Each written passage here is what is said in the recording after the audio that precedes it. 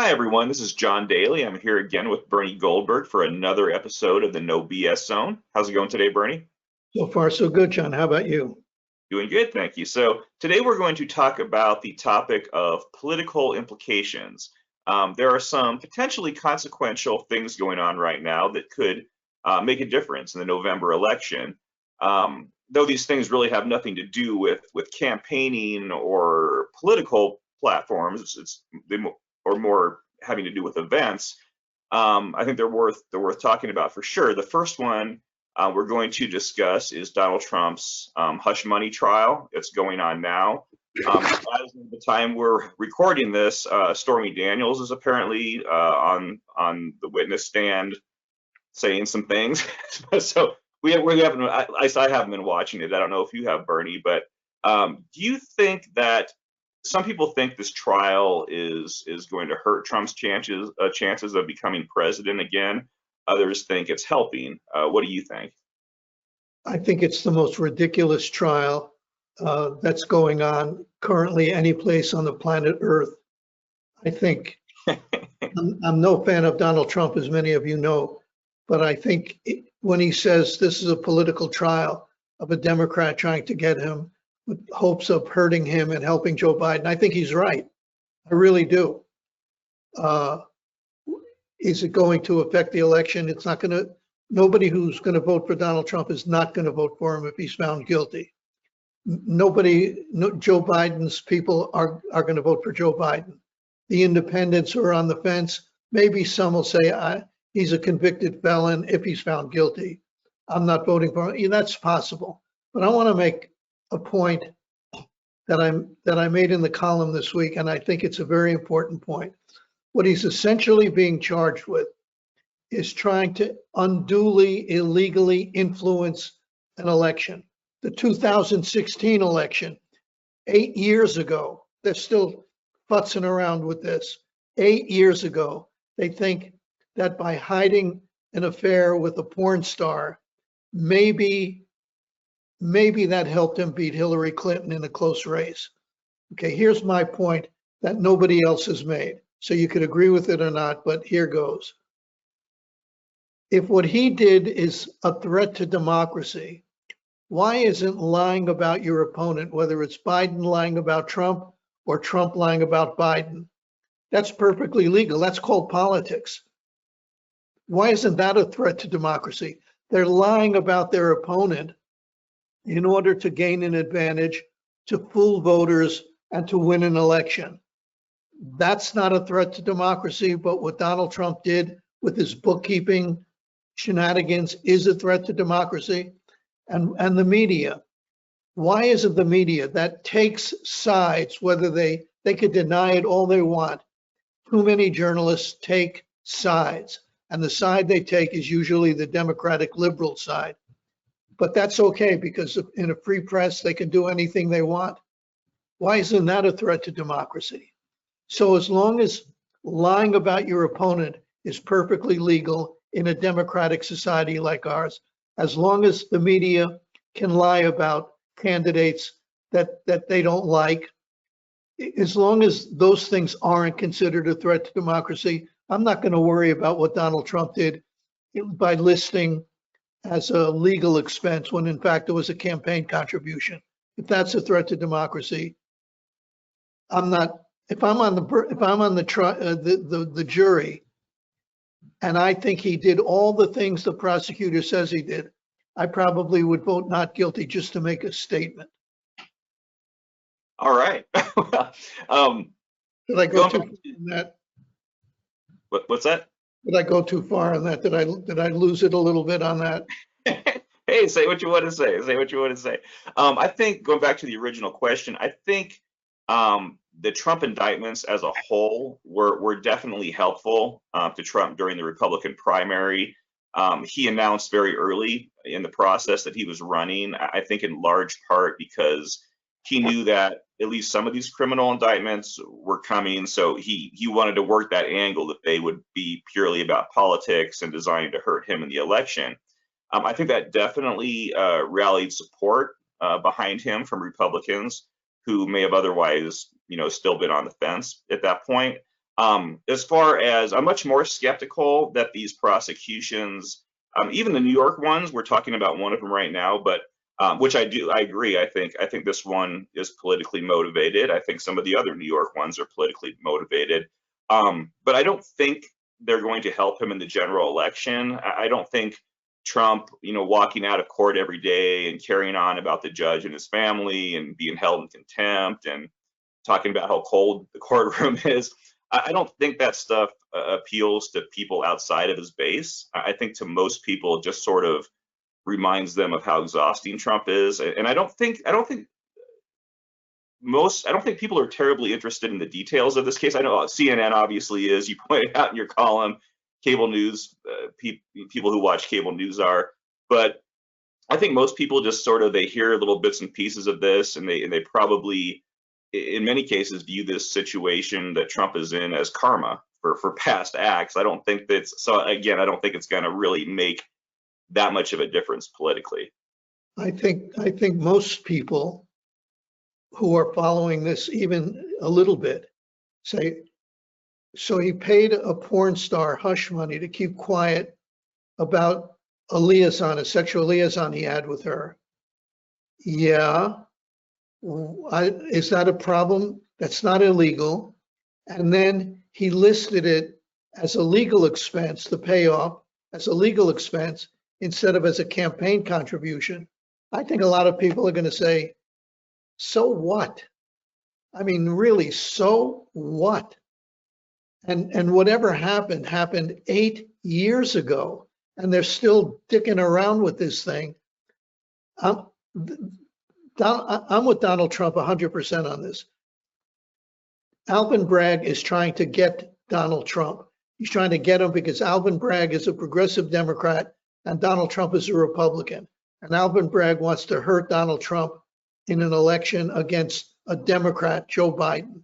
I think that's what this is about. And I think a lot of people are going to see through the technicalities of the trial and come to the conclusion that I'm coming to. Do you think anybody will change their mind electorally based on that? Not on the two sides. Nobody who's going to vote for Trump is going to change his mind, and nobody who's going to vote for Biden is going to change his mind. The question, and it's a legitimate question about those who are independent, moderate voters. There have been polls that say some people will say, I was going to vote for Donald Trump, but if he's convicted of a crime, I'm not voting for him. Okay, if that's true, to some extent, it'll hurt him. People say things all the time, and when push comes to shove, they don't necessarily do what they said they were going to do. I just think this is such a flimsy case based on such transparent political motives that if people see it that way, it's not going to hurt them. It's not going to hurt them. In other words, those independents will make their decision based on inflation, crime, what's going on the southern border, and they won't let this affect their decision. But if they see it as a political trial and they're on the fence, that could help Donald Trump. Okay.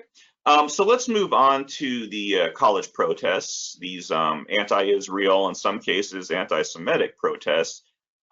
Bernie, do they help or hurt Joe Biden, who it's sort of interesting, some of these protesters are referring to him as Genocide Joe, so they're definitely not a fan of where he's been here. Do you think this is going to be a big factor in the election? I think what we're seeing on college campuses is a piece of a much bigger issue that, again, this is original thinking, so you could agree with it or not. I think we're in our DNA, in our evolutionary DNA, we reject chaos. We reject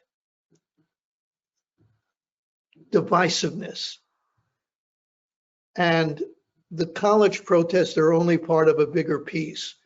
We also have chaos and disorder on the southern border. We have chaos and disorder in some big cities where people walk into a store, loot what they want, walk out, and they're not even prosecuted. That's the kind of disorder that I don't think people like. even these climate activists who throw paint and soup on masterpieces. I know it doesn't actually hit the painting because of the protective glass, but even those, none of those people, they may not be registered Democrats, but they sure as hell aren't Republicans. So I think people see this kind of disorder and chaos, and the campus protests are only the latest example of them. Again, campus protests, southern border, crime in big cities, climate activists. I think that's the kind of disorder people don't like. And while Joe Biden isn't responsible for all of it, he's responsible for the southern border. He's not responsible necessarily for a guy walking into a store and stealing stuff, but he's the guy at the helm when this disorder and chaos is going on. And as I say, I think it's in our DNA that we don't accept chaos and disorder, and I think it's going to hurt Joe Biden as a result. No, I agree. I can't really see how this situation helps him. I think it can only hurt him politically.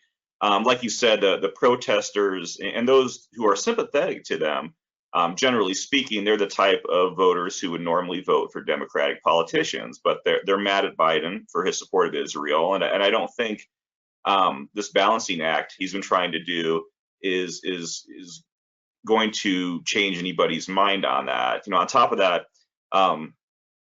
Something we haven't talked about, Biden is still going full steam on the student debt forgiveness thing, which I think is really even a harder sell now that voters are seeing these videos of what these students are doing, and they're saying, "Wait, you want me to pay for these people's tuition?"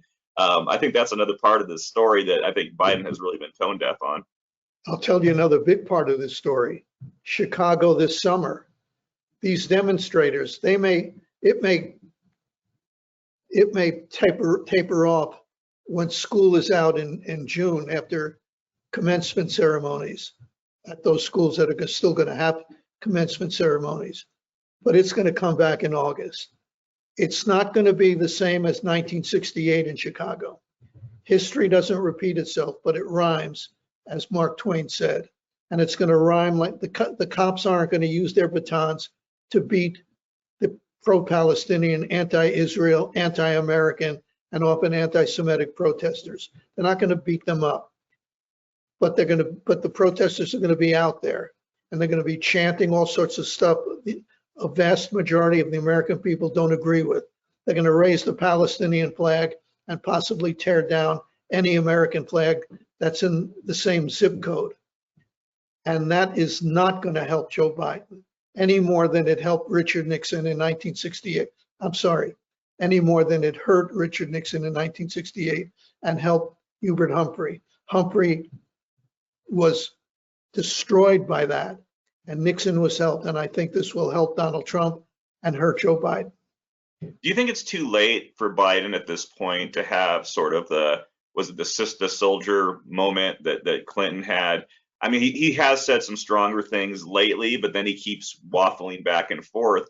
You look at the polls, and like you said, most people are very much opposed to this, most Americans, to what's going on these campuses. But is there time left for him to effectively have one of these moments where he really kind of rallies other people behind him? Well, what I'm about to describe is not a sister soldier moment, but on Tuesday of this week, just yesterday, he did speak at the Holocaust Memorial ceremony, and it was a very strong pro-Israel speech, very strong. It was the kind of speech that will not go over well with the progressive left of his party. So he deserves credit for that. And he didn't bring up anything in the speech about Islamophobia, as if that's an issue on college campus. He didn't do anything like that. So as I say, he deserves credit. If by a sister soldier moment you mean where he says, I've had enough of this crap that's going on campus. It's un-American, and I want it to stop. It may be viewed as a little too little and a little too late. Something he should have done early on. But he, you said he's balancing. he's one of the flying Wallendas. He's holding a balancing stick on a tightrope, and on the one side are the squad and Alexandria Cortez and Bernie Sanders and all that, the progressive left, the youth vote, and on the other side is the rest of America. One false step when you're on a tightrope, and it's bye-bye now. And I don't envy Joe Biden trying to balance trying to keep his support of young people and the progressive left with trying to keep everybody else. It's not easy. No, a tough situation for sure. Lastly, and also on the topic of political implications, we have the Kristi Noem saga. I'm guessing. Can I just jump in real quick because Yes. I want to Yes. say two things. I'll do this very quickly, and then I'm going to shut up. Okay. John Daly wrote a very interesting column on the subject, and you should read it. It's an original thought. It was something I never thought about when he wrote it, and it's a great column. I'm going to say my 2 cents. I grew up in a city. I live in a city. I never lived in rural America. You made a statement about what she did. I'm not making a statement about what she did. I don't know about gravel pits. I don't know about what you do with nasty dogs in rural America. I'm going to say this, and this I'm sure of. Kristi Noem is done. Finito. Finished in politics outside of South Dakota. She's not going to be Donald Trump's vice president. She's not going to be anybody's vice president. I don't even know if 4 years or 8 years down the road is going to eliminate this image of her. Again, I'm not making a decision on what she did. I'm saying she's finished. No, just to recap a little bit, I'm sure most people watching this, they're pretty news savvy, so they understand what we're talking about. But her memoir came out, it was getting ready to come out, and that's some excerpts were released, and we all learned that she had killed a 14-month-old dog for being a bad hunting dog and for killing a neighbor's chickens and some other behavioral issues. What gets me is that I think she really did think, and you're right, she's been very interested in being Trump's vice president, but I think she felt, because the more I'm hearing about this story, she had a book before this, and she actually wanted to put it in that book as well, this story. But it sounds like she really she thought it would impress people, and I think she thought it would impress Trump and really the rest of MAGA world. But it didn't, and like you said, her political future is very much in question. I'm trying to think what would be going through someone's mind where they thought, telling this story that most people would want to forget, how they thought that would go over well with people, any people. I mean, there's a lot of dog lovers in this country, so do you know why can you guess as to why she thought that would be a positive for her to talk about that? Because maybe in that part of the country, in rural America, what she did was no big deal. And it showed courage to shoot a dog in the face. Crazy as that sounds. But I think the reason she's told it at all, because you can make a case, Kristi, why don't you just shut up? Why did you bring it up at all? And I think it's because the people in South Dakota knew about it and it was going to come out. And if she got picked as Trump's vice president and then it came out, that was really going to be bad. So she was trying to get ahead of the story, is what I'm hearing people say. That could be. It's interesting because she is someone who she first came on my radar, I believe, during the Obama administration. She was a legislator before, and to me, she always came across as a serious, competent politician, and she actually kind of avoided the spotlight. I know Fox was trying to get her on regularly, and she just didn't seem really interested, and she didn't throw out the red meat that they were sort of expecting. It sounded like she just kind of wanted to do the work, of her job. Because of that, I think a lot of people were kind of looking at her as the future of the Republican Party. But when the MAGA era came along, she did change quite a bit, like a lot of people did. And now between the dog stuff and the other part of this book, the Kim Jong-un stuff, the story where it was in her book that she met him, turns out not to be the case, although she's been doing all these interviews for her book, and she won't actually come out and just admit that she had made it up. She at first threw her ghostwriter under the bus, claiming that's how it happened, and now she still doesn't admit she didn't actually meet him. She's not answering the question, but I don't know. Have you watched any of these interviews, Bernie? They've just been very painful to witness. Maybe she thought she met Kim Jong-un in North Korea. Maybe she confused him with somebody else. Who was that guy in Congress, the liar? He kind of looked like Kim Jong-un. George Santos. George Santos. Maybe that's who she met. And got a little confused there. I don't know. Listen, I assume we're about at the close of this No BS zone. Yes. Let me ask a question to our viewers. Which is worse, Donald Trump paying off a porn star and then trying to keep it secret, or JFK having a sexual relationship with the same woman that Sam Giancana, the head of the Chicago Mafia, was having an affair with? Which is worse? CNN is breathlessly covering this, making fools of themselves. Donald Trump smiled when somebody walked in the courtroom. Donald Trump crossed his hands over his chest. They need to take a step back and see how stupid they look. And I've watched entirely too much of it, but I haven't heard anything. I haven't heard the name JFK or John F. Kennedy come up at all.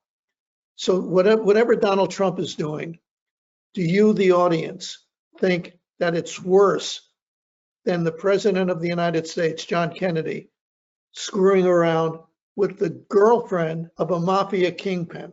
Which is worse? Yeah, it's a good question, and it's interesting because back then the media wasn't exactly. They were protective of JFK. Exactly. And now CNN is betting the ranch on minute to minute, second to second coverage of whatever's going on in the courtroom. And in the old days, the media knew about what JFK was doing and they kept it to themselves. That's whose business is that? Not the public's business. They may have been wrong. They may have been wrong, but you see how far we've come. It's a different era for sure. And for people who want to answer Bernie's question, just do so in the comment section down below. Bernie, it sounds like a good place to wrap things up. Thank you as always, and thanks to everybody who's watching. Is there anything you'd like to add, Bernie? Just tell your friends, the more the merrier. Great, excellent. All right, Bernie, you have a great day. You too, John.